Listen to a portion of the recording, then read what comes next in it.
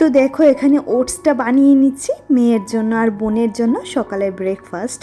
তো মেয়ের আজকে স্কুল ছিল না, যার কারণে একটু উঠতে দেরি হয়ে গেছে মেয়ের, বাট আমি উঠেছি সকাল 7টায়।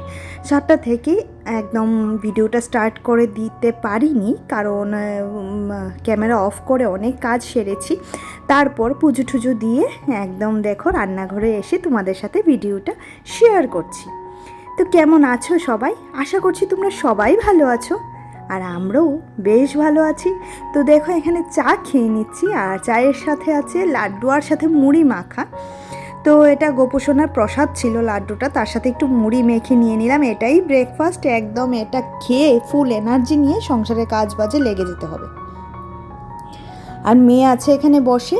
গুড মর্নিংটাই তোমাদের বলা হয়নি। গুড মর্নিং ফ্রেন্ডস, আমার আরও একটা নতুন ব্লগে আবারও তোমাদেরকে স্বাগত জানাই। তো দেখো এখানে রান্নাবান্নার তোড়জোড়ের জন্য কাটা হচ্ছে পুঁই শাক রান্না করব আজকে।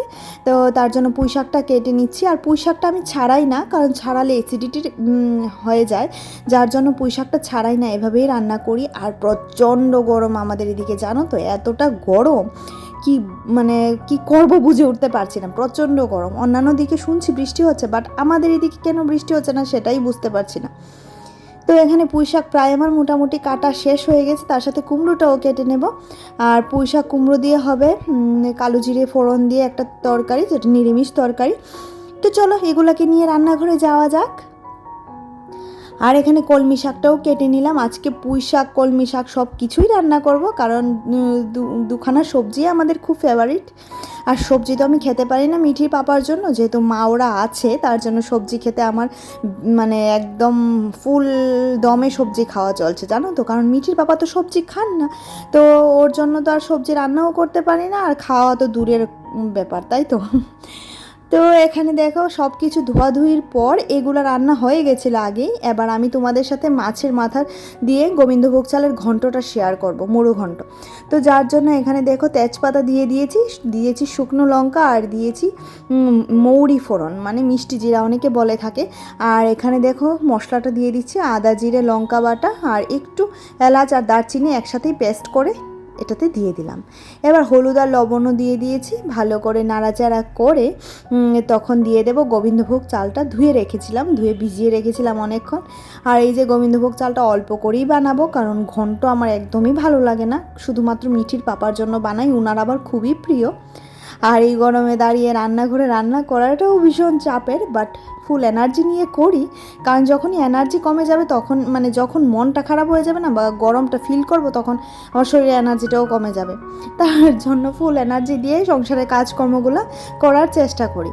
তো মাছের মুড়োটাকে দেখো এখানে এবার ভেঙে দিয়ে দিলাম, কারণ এটা না ভাঙলে ঘন্টটা ঠিক গন্ধটা বেশ ভালো আসে না। তো এখানে সব কিছু ভাজা ভাজা করে রাখার পর দেখো দিয়ে দিলাম ঝোলটা, মানে গরম জল দিয়ে দিলাম, যেহেতু চাল দিয়েছি। আর আলুটা আগে থেকেই সেদ্ধ করে ভাজা ছিল। আর এই যে টকবক করে ফুটছে, রেডি হয়ে গেছে আমার মুড়ি ঘন্ট। একটু ঘি চাইলে তোমরা অবশ্যই দিতে পারো, কিন্তু আমি এই গরমে আর ঘিটি দিইনি, কারণ প্রতিদিনের খাওয়ার আর সেরকম করে এত তরিপদ না করলেই ভালো।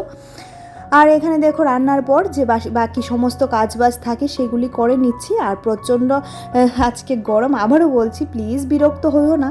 আর যারা যারা এই মুহূর্তে ভিডিওটি দেখছো তাদের ওখানে কেমন গরম অবশ্যই কমেন্ট করে জানিও। তোমাদের এদিকে বৃষ্টি আছে কি না সেটাও অবশ্যই জানিও।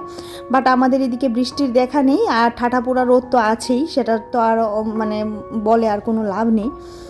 তো দেখো বাসনপত্র মাজার পর এবার গ্যাসটাও ভালো করে মুছে নিচ্ছি, কারণ এই কাজগুলো তো প্রতিদিনের নিত্যদিনের। তো রান্নার সারফেসটা যতটুকু, মানে রান্নার জায়গাতে যতটুকু যা জিনিসপত্র থাকে সবগুলি ধোয়া পোছা পরিষ্কার করা, এগুলা হচ্ছে প্রতিদিনের কাজ। প্রতিদিন একটু একটু করে নিলে না সেই ডিপ ক্লিনিংয়ের ব্যাপারটা আর থাকে না, যেটা আমি প্রতিদিন করে নিই। তার কারণে বাধা ধরা কোনো দিন আমার থাকে না যে আজকে একটা ডিপ ক্লিন করতেই হবে, সেরকম বাধা ধরা কোনো দিন আমার কিন্তু থাকে না। তো এখানে দেখো এবার এই নেতাগুলোও মেলে দিচ্ছি। তারপর হঠাৎ করে আমার মানি প্ল্যান্টটার দিকে চোখ পড়লো, সেটার খুবই বাজে অবস্থা, একদম জল শুকিয়ে গেছে। আর শুকোবে না, এতটা গরম পড়েছে, গাছই শুকিয়ে যাচ্ছে, মানুষ শুকিয়ে যাচ্ছে গরমে, আর গাছ আর কি বলবো বলো। আর তারপর দেখো এটাকে এবার ভালো করে ধুয়ে, জলও তো গরম, তাও ভালো করে ধুয়ে এটাকে একটু বেছে বুছে আবার গুজে রাখলাম এই কৌটোটার মধ্যে, যাকে এবার এটাতে আরও কয়েকদিন থাকবে। প্রত্যেক সপ্তাহে একবার এটাকে চেঞ্জ করলে ভালো হয়। আর এখন তো গরম পড়েছে না, সপ্তাহে 2 দিন যদি এটাকে স্নান করিয়ে দেওয়া যায় বেশ ভালো, কিন্তু সেই সময়টা পাই না, আর যখন পাই তখন এটার কথা মনে থাকে না, জানো তো, এই হচ্ছে অবস্থা। তো এবার এটাকে এটার জায়গা মতো রেখে দেব। আর মানি প্ল্যান্ট আমার ভীষণ প্রিয়, খুবই প্রিয়। তো যথারীতি রান্নাঘরটাও মুছে নিচ্ছি, আজকে আর সকালে মোছা হয়নি, সকালে ওই ঘরের কাজ সমস্ত সেরে তারপর এ ঘরে এসেছিলাম। আর এই যে এখানে দেখো কলমি শাক রান্না করেছি, হয়েছে কলমি শাকটাকে শুটকি মাছ দিয়ে করেছিলাম, আর এখানে দেখো তোমার হচ্ছে পুঁই শাকের তরকারি আর মাছের মাথার ঘন্ট। এটা একদম মানে লাঞ্চ থেকে ডিনার অবধি এটা দিয়েই চলবে, আর কোনো কিছু এক্সট্রা হবে না। তো গুড ইভিনিং ফ্রেন্ডস, 4 কাপ চা নিয়ে নিলাম আমি, মিঠির পাপা, মা আর মিঠির আন্টি এসেছে, আমরা 4 জনাতে চাটা খেয়ে নিলাম। তারপর দেখো এটা হচ্ছে অনেকটা পর, ঘড়িতে তখন বাজে 8টা, আর মেয়ে টিচার যাওয়াতে মেয়ে একটু বসেছে টিভি দেখতে, তারপর মা ওকে নিয়ে বসাবে। আর আজকে মা ওকে নিয়ে একদম মানে চেপে ধরেছে, জানো তো। আর গরমের জন্য কিছু কাজ না দুপুরবেলা করতে একদমই ইচ্ছে হয় না, যখন সন্ধ্যের পর একটু যখন রোদটা পড়ে যায়, মানে সন্ধ্যের পর যখন একটু ঘরটা ঠান্ডা হয় তখন এই কাজগুলা করি, যার জন্য দিনের বেলার কাজগুলো বেশি তোমাদের সাথে এখন আর শেয়ার হচ্ছে না, হচ্ছে শুধুমাত্র রাত্রিবেলার কাজটাই। কারণ কি করব বলো, সংসারের কাজগুলি গরমে, তার জন্যই বলি যে মানে গরমের মধ্যে সব কাজ করি না, করি তোমার সন্ধেবেলা। কারণ একটু বুদ্ধি কাটিয়ে যখন আমরা সংসারে কাজ বাজ করবো না, তখন দেখবে নিজের জন্য সময় পাওয়া যায়, সংসারের জন্য, বাচ্চার জন্য, সব কিছুর জন্যই সময় পাওয়া যায়। বিশেষ করে গরমের মধ্যেও কষ্ট করে এই কাজগুলো করতে হয় না। আর গাধার মতো যদি এগুলো আমি দুপুরবেলায় করতে থাকতাম তাহলে তো হয়েই যেত, দুপুরে এই গরমের মধ্যে পেচ পেচ করছে ঘামে, তার উপর যদি এই কাজগুলো করতাম তাহলে তো হয়েই যেত। তো এই যে আমার কাপড় চোপড় গোছানো শেষ, এবার বিছানা পাট একটু ঝাড় দিয়ে নেব, ঝাড় দিয়ে তারপর বাকি সমস্ত কাজ করব। আর সকালে যেহেতু খুব ভালো করে ঘরটা মুছতে পারি না, খুব তাড়াহুড়োর মধ্যে ঘরটা মুছে পুজো দিয়ে নিই, আর এখন ভাবছি একটু হাত দিয়ে ঘরটা মুছে নেব।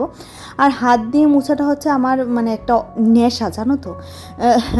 আর এখানে দেখো মা ওকে নিয়ে বসিয়েছে, আর আমার মা এভাবেই আমাদেরকে মানুষ করেছে, ধরবে তো ধরবেই, চেপে ধরবে, মানে এরকম অবস্থা। আজকে মায়ের জন্যেই মনে হয় এতটুকু পড়াশোনা করতে পেরেছি, আর মায়ের জন্যই সব কিছু।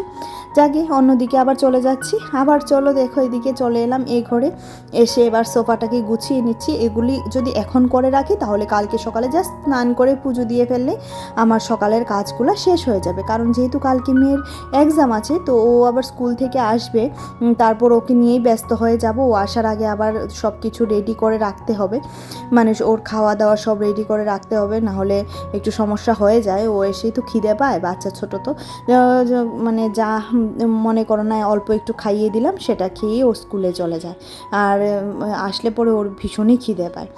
তো একই রকমভাবে ঘরটাও মুছে নিচ্ছি, আর যতই মপ দিয়ে মুছি না কেন, হাত দিয়ে মোছাটা আমার একটা নেশায় পরিণত হয়ে গেছে, জানো তো।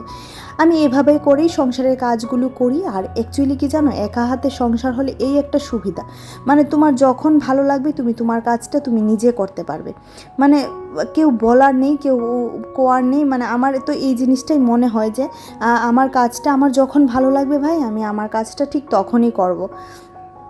তো সেই কারণে দেখো সুন্দর করে ঘরটাও মুছে নিলাম, আর এই ঘর গোছানো হয়ে গেছে, সাইডে এই ঘরটাও গোছানো হয়ে গেছে। এবার জলটা দেখতে পেয়েছো, সেই জলটা বসে বসে খাবো, আর আজকের মতো তোমাদের সাথে টাটা বাই বাই বলবো, কারণ অনেক কিছু শেয়ার করে ফেলেছি, অনেক কিছুই দেখানো হয়ে গেছে।